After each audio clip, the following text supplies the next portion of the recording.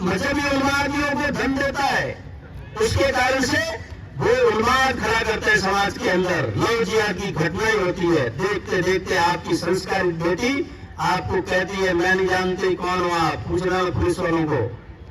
हर महीने इस क्षेत्र में भी 2-3 ऐसी घटनाएं आती होगी।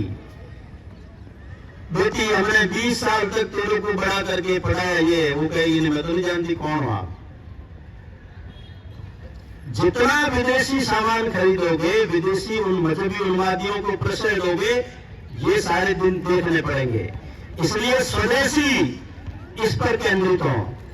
फिर एक बात नागरिक कर्तव्य की कही है, तो भारत का संविधान आज की सबसे बड़ी ऋचा है, स्मृति है। उस स्मृति के अनुसार देश चलता है, तो संविधान की पूरी प्रस्तावना पढ़ लीजिए। उसके अंदर एकता, स्वतंत्रता, न्याय, ये जो शब्द आते हैं ये सारे के सारे धर्माधारित है। अर्थात संविधान बनाने वाले पक्के सनातनी थे, चाहे बाबा साहब अम्बेडकर होंगे या डॉक्टर राधाकृष्णन होंगे, वो पक्के सनातनी थे। संपूर्ण समाज भारतीय, संविधान भारतीयता से, सनातन से भरा पड़ा है। और उस संविधान ने केवल अधिकार नहीं दिए, कर्तव्य भी दिए हैं। इसलिए ये कर्तव्य स्थापित करना और पालन करने का अवसर है। शासन नियम बनाता, पालन समाज को करना पड़ता है। इन सबका समाधान किसमें है? तो इन सबका समाधान है घर में। इसलिए कहा कुटुंब प्रबोधन करो, परिवार 7 दिन में एक बार सामूहिक बैठना चाहिए। उसमें छोटे बच्चों से लेकर बड़े बुजुर्ग भी साथ में बैठे। घर के अंदर प्रीमियर इंस्टीट्यूट में पढ़ने वाले, बड़े बड़े कैंपस में पढ़ने वाले हमारे बड़े जो बेटा बेटी युवक युवती है उनको भी साथ बिठाइए, संवाद करिए, बहस मत करिए, कोई चीज थोपने का प्रयास मत करो, क्योंकि समय विज्ञान और तकनीक का चल रहा है। इसलिए रास्ता निकालना है। नवाचार की आवश्यकता है, इनोवेशन की आवश्यकता है। मेरे घर में सहमति नहीं है समरसता के विषय की, तो अगली बार हम फिर बैठ करके फिर उदाहरण देंगे, फिर प्रयास करेंगे।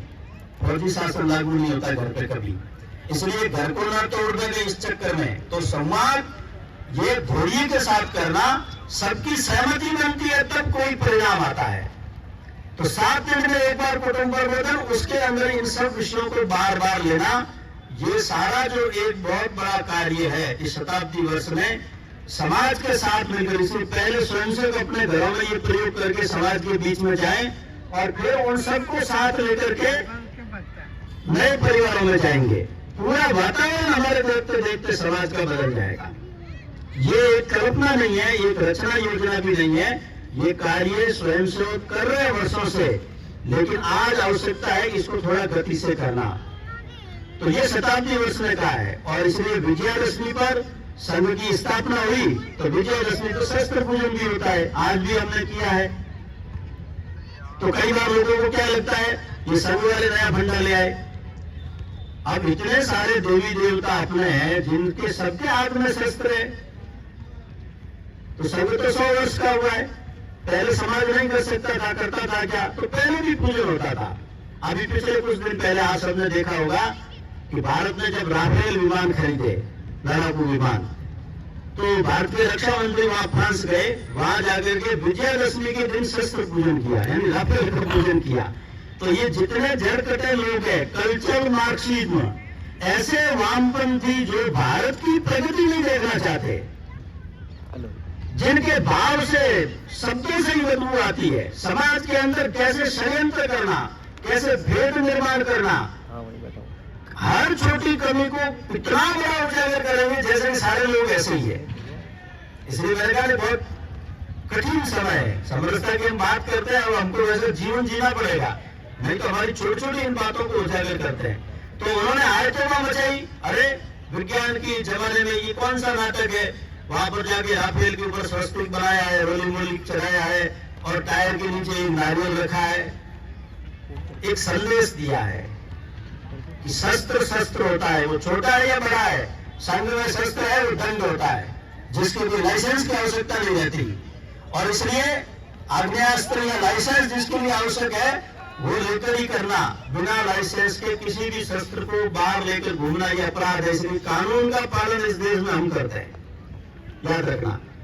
लेकिन शस्त्र ये किसी के हमले के लिए नहीं है, किसी को मारने काटने के लिए। शस्त्र आत्मबल के लिए, आत्मरक्षा के लिए। शस्त्र होने पर निडरता आती है।